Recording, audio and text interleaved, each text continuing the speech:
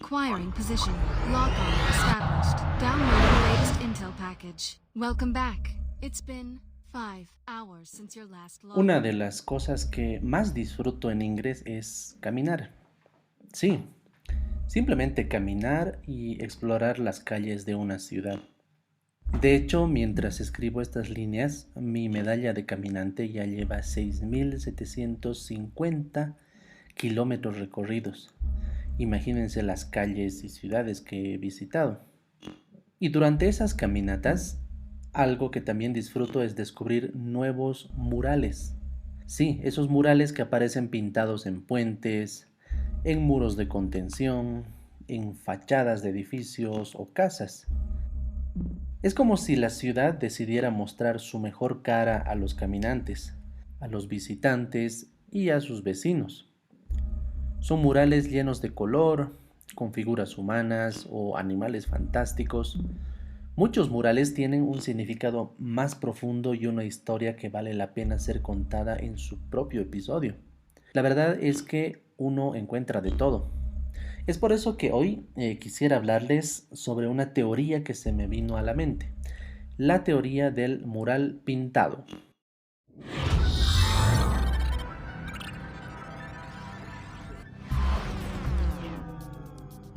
Bienvenidas y bienvenidos a un nuevo episodio en esta granja con Felini el gato. Y sobre todo bienvenidos a quienes escuchan este episodio sin ser necesariamente jugadores de Ingress.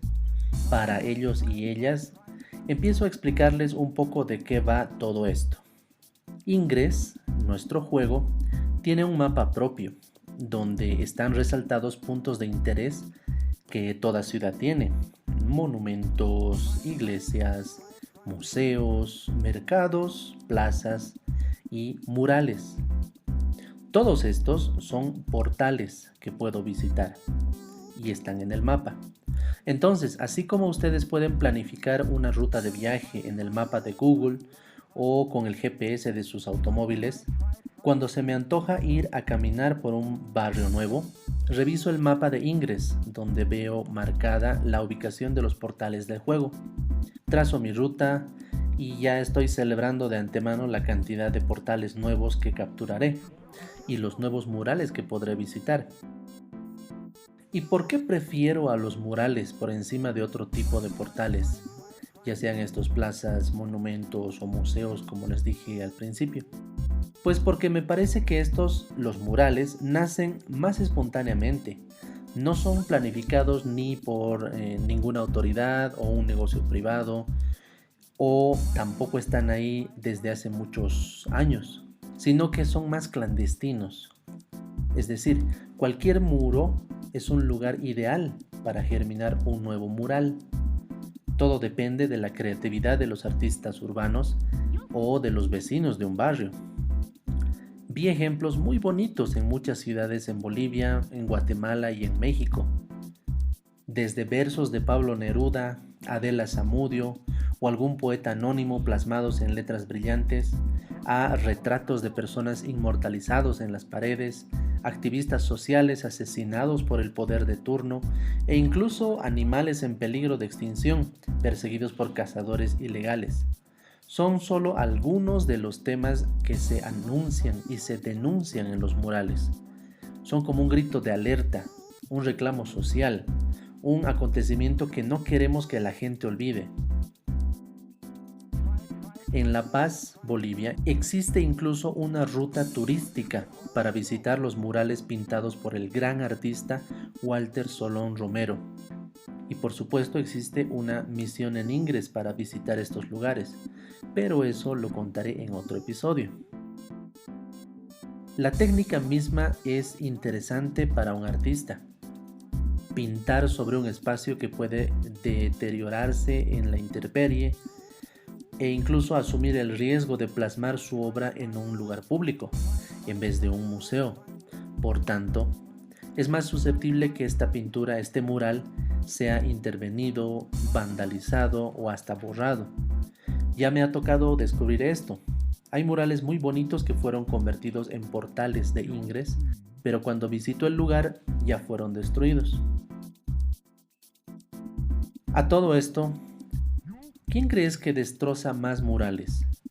Tal vez pensarás que son otras personas las que tapan el mural con aerosoles y grafitis encima, pero no. De eso solo hay muy pocos casos. La gente de a pie respeta esas obras artísticas.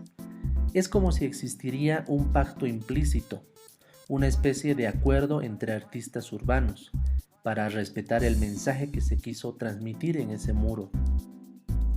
Los casos más comunes que me ha tocado ver son los murales destruidos por la propaganda política. Ajá, así como lo oyes. En época electoral, los muros se convierten en el lugar favorito y gratuito de los candidatos para tratar de enamorarnos y que votemos por ellos. Pero al menos pónganle un poco de voluntad, ¿no? Una mañana cualquiera, una pared que albergaba un mural colorido parece pintarrajeado con un color básico y aburrido. Las siglas del partido garabateadas con brocha gorda junto a frases con promesas que nunca se cumplen. Todos ya lo sabemos. Y no sé ustedes, pero esta destrucción deliberada y egoísta es dolorosa para la ciudad, para la zona, más allá del perjuicio obvio y directo al artista o artistas que pintaron ese mural. Precisamente pensando en esto, recordé un experimento que hizo el señor Philip Zimbardo. El señor Zimbardo es un profesor de psicología de la Universidad de Stanford. Esto sucedió en 1969 y luego nombró su experimento como la teoría de la ventana rota. Este psicólogo preparó un experimento social. Dejó 2 autos abandonados en la calle. Estos autos eran idénticos en color, en marca, en modelo. Un auto estaba estacionado en el Bronx, que en ese entonces era una parte pobre y con mucha delincuencia en Nueva York. Y el otro auto lo dejó estacionado en Palo Alto, una zona rica y tranquila en California. La pregunta era sencilla: ¿cuál de los 2 autos iba a ser vandalizado primero? Obviamente, y digo obviamente entre comillas, obviamente el auto abandonado en el Bronx así fue el primero en ser atacado. En pocas horas perdió las llantas, el motor, los espejos, la radio, y más allá de eso empezaron a destruir la carrocería, pintando grafitis, golpeando la carrocería, rompiendo los vidrios, es decir, destrozándolo completamente. Y ese obviamente, ¿por qué te lo digo que estaba en comillas? Es muy fácil y muy simplón atribuir a la pobreza estas causas del delito, ¿verdad? Es lo que todos pensarían. Sin embargo, el experimento no terminó ahí. Una vez que este auto fue destrozado en el Bronx, ¿qué sucedió en Palo Alto, en California? Los investigadores vieron que este auto estaba tranquilo, nadie lo tocaba, nadie intentaba moverlo ni robarlo, hasta que ellos rompieron una ventana. Una vez que esta ventana estaba rota en el automóvil de Palo Alto, el resultado fue el mismo: robos, violencia, vandalismo, hasta que el auto terminó igual al del Bronx, igual al del barrio pobre. Entonces, ¿ustedes creen que este vidrio roto, esta ventana rota, ha disparado este proceso delictivo? Esa era la teoría de estos psicólogos. No es cuestión de pobreza, es cuestión de dejar un mensaje. En este caso, la ventana rota había transmitido una idea de deterioro, desinterés, despreocupación, y que va más allá de solamente estos síntomas externos, si quieres, sino fue un mensaje de ausencia de ley, ausencia de normas, de reglas. Es como ese se vale todo. Entonces es así como nace la teoría de la ventana rota o de las ventanas rotas, donde se establece que pequeños actos son los causantes de vandalismo y de otros actos mucho más grandes, sin importar el trasfondo o el origen social de las personas que vayan a hacer esto. Pónganse a pensar simplemente Cómo hay barrios en su propia ciudad donde todos nosotros y todos los conductores respetan y respetamos la luz roja de los semáforos. Pero hay otros barrios donde sinceramente este semáforo parece que está pintado en la calle, nadie lo respeta. Son estas pequeñas faltas las que nos empujan a pensar que en esos lugares nada se respeta e incluso yo, que podría estar respetando estas reglas en otro lado, aquí me vuelvo más laxo. A propósito de esto, un par de décadas después, un alcalde de Nueva York tomó esta teoría de las ventanas rotas y decidió implementarla en el metro. En ese entonces, a principios de los 90, el metro de Nueva York era uno de los lugares con mayor índice de criminalidad.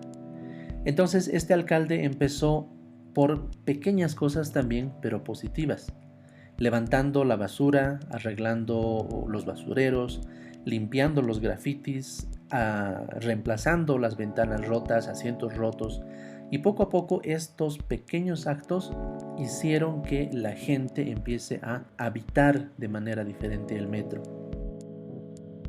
Yo mismo he visto este cambio bien interesante, esta vez en el metro de México. Simplemente pintando un par de líneas amarillas en el piso, es interesante ver cómo la gente hace fila ordenadamente encima de esas líneas amarillas. Simples líneas amarillas que hacen que la gente se ordene, cede el paso para las personas que están saliendo de los vagones del metro y tú simplemente haces fila y entras ordenadamente al metro. Fíjense cómo hay cosas tan pequeñas que ni siquiera nos damos cuenta, pero nos ayudan mucho. Vámonos un poco más allá. Pequeñas malas acciones, como les decía, por muy insignificantes que puedan parecernos, repercuten como un eco, crecen como un eco y se contagian hasta destruir todo un barrio. Fíjense incluso en su propia casa. ¿Les ha pasado, por ejemplo, que tienen un enchufe o un foco que no sirve? O tal vez tienen algún rincón del patio donde acumulan o acumulamos cachivaches desordenadamente. O literalmente tenemos una ventana rota en nuestras casas. De repente la casa no se siente confortable. Nosotros mismos no nos sentimos cómodos en nuestro hogar y no sabemos por qué. Porque no podemos ver estos pequeños detalles. Incluso pequeños hábitos negativos que tenemos. Por ejemplo, estar renegando todo el tiempo o verle el lado negativo a todo, tener un humor de perros, o algo capaz más común, un rencor que tenemos guardado contra alguien que incluso hasta se ha olvidado que hubo un desacuerdo con nosotros y somos solo nosotros los que estamos renegando 24 horas con esta persona. Son estas ventanas rotas que guardamos en nosotros, sin reparar, sin dejarlas pasar y que nos carcomen poco a poco si no las arreglamos a tiempo.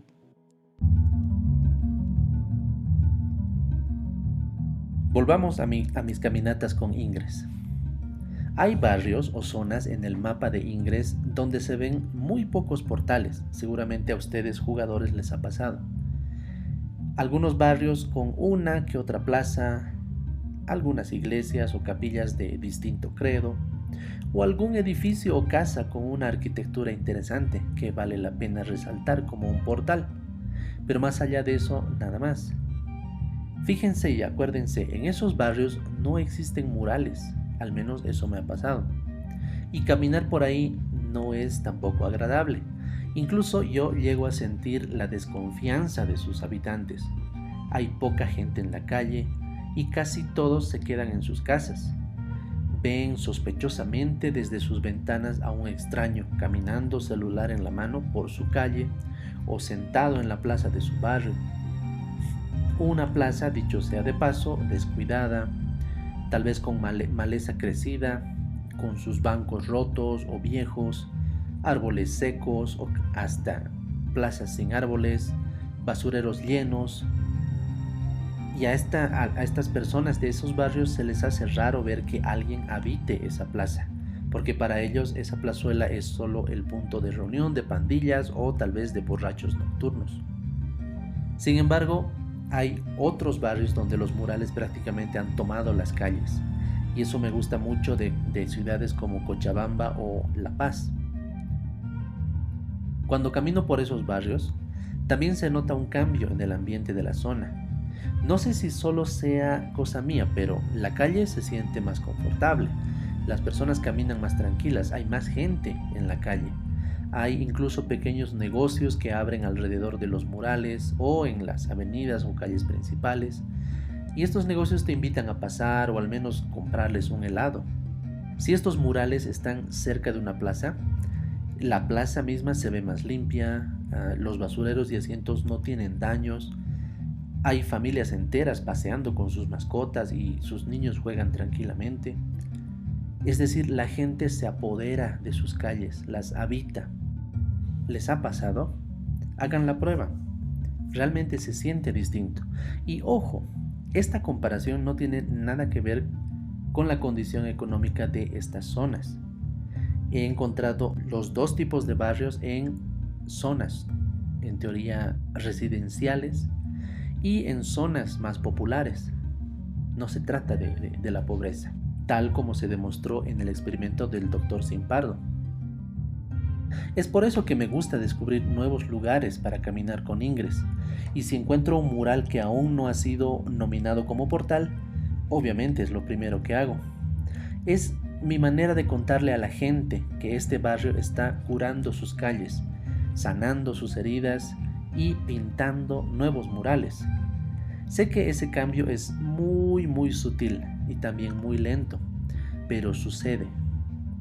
Yo personalmente lo he vivido durante estos 6 años que llevo caminando y jugando Ingres. Así que, cuando veas un mural en tu barrio, alégrate. Ese pienso yo que es el síntoma de que algo bueno está pasando en tu barrio, de que las cosas están cambiando para bien, y tú también puedes ser parte de ese cambio positivo. Ojo, no es necesario que exista un mural cercano a tu casa para que esta teoría funcione, porque no se trata de los murales, sino de la actitud de las personas. Si tienes una plaza o un parque cerca a tu casa, haz lo posible para que se vea limpio. Tampoco arrojes basura en las calles esperando que alguien más lo recoja. Colabora con tus vecinos para pedir la reparación de las luces o de alguna calle que está vieja. Es decir, puedes hacer cualquier cosa, pero hazlo. Incluso puedes hacer que tu casa muestre una fachada bonita, así de simple. Tampoco es necesario tener un mural cerca para que analices las ventanas rotas que pueden existir en tu vida personal, si lo piensas así. Claro que hacer un análisis autocrítico es difícil, doloroso y complicado, pero muy reconfortante, especialmente cuando descubres aquello que se puede mejorar, aquello que debes dejar ir y, como decía Serrat, aquellas pequeñas cosas que a veces olvidamos en un rincón, en un papel o en un cajón.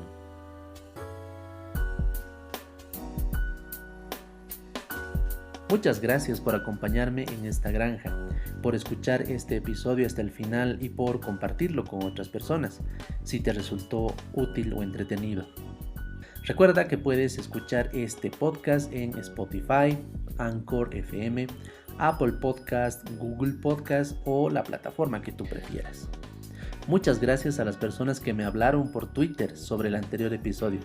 Tuvimos una charla interesante y te invito a escribirme también si deseas contarme tu experiencia con algún portal en Ingres o algún mural en tu barrio. Me encuentras como Felini el Gato en Twitter o Instagram. Se despide tu anfitrión, Felini el Gato.